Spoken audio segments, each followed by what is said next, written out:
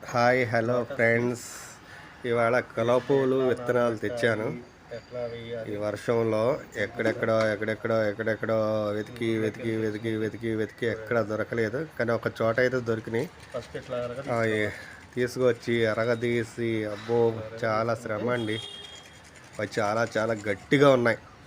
వాటిని కొంచెం అరగదీసి ఇట్లా కింద మొల వరకు అరగదీసి పెట్టాను, అని అవ్వట్లే. ఇంకా ఇదిగో ఇప్పుడే తీసుకొచ్చి బౌల్లో వేస్తున్నా. కొంచెం గాజు బౌల్లో తీసుకున్నాను. గాజు బౌల్లో తీసుకుని ఒక్కొక్కటి వేస్తున్నా.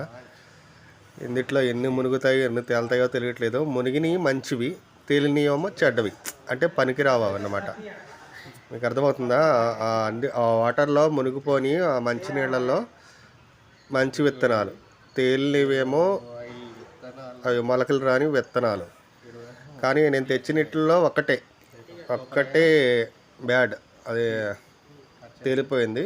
కానీ పర్వాలే, తెచ్చిన 20 విత్తనాల్లో ఒకటే తేలిపోయింది. ఇగోండి, ఇట్లా వస్తాయి. మీ ఇంట్లో పెంచుకోవచ్చు, టెర్రస్లో పెంచుకోవచ్చు, పూజా మందిరంలో ఒక బౌల్లో పెట్టుకుని పెంచుకోవచ్చు. కానీ ఎవ్రీ 20 డేస్కి వాటర్ మారుస్తూ ఉండాలి. మారుస్తూ ఉంటే